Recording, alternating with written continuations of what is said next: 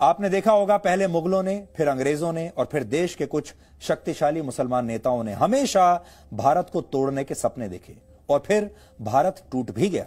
भारत के दो टुकड़े हो गए 1947 में। धर्म के आधार पर यह हमारे इतिहास का सबसे बड़ा बंटवारा था और इनमें दरबारी इतिहासकारों ने पूरा साथ दिया।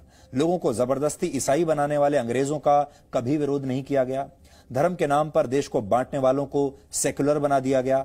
लेकिन जैसे ही कोई राजनेता हिंदुओं की बात करता है तो उसे विदेशी मीडिया हिंदू नेशनलिस्ट कहने लगता है, जबकि मुसलमानों के नाम पर राजनीति करने वाली AIMIM यानी ओवैसी की पार्टी जैसी पार्टियों के बारे में इस तरह का एक शब्द भी कभी लिखा नहीं जाता। इस समय पश्चिमी देशों की तरह भारत के लोग भी क्रिसमस की तैयारियों में जुटे हुए हैं। आपने देखा होगा हमारे देश में भी क्रिसमस को लेकर बहुत एक्साइटमेंट है। इसमें कोई बुराई नहीं है। भारत एक धर्मनिरपेक्ष देश है और यहां सब धर्मों को मानना चाहिए, सब धर्मों के त्योहारों को मानना चाहिए, सबका बराबर सम्मान होना चाहिए। हमारी आपसे अपील है, लेकिन हम बार बार यही कहते हैं कि सबका बराबर सम्मान होना चाहिए। हिंदुओं के त्योहारों को लोग पिछड़ेपन की निशानी कई बार मानने लगते हैं।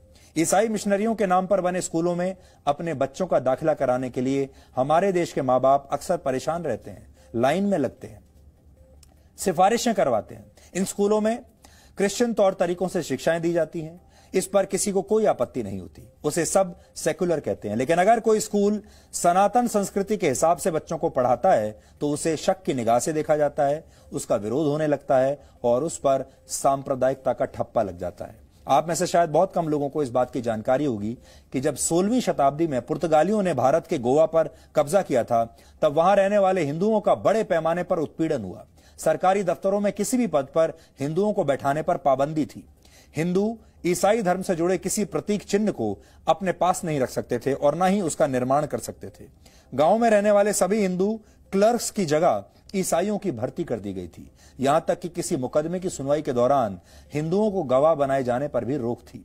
हिंदुओं के मंदिर तोड़ दिए गए और नए मंदिर बनाने पर रोक लगा दी गई। इस दौरान हजारों हिंदुओं की हत्याएं की गई।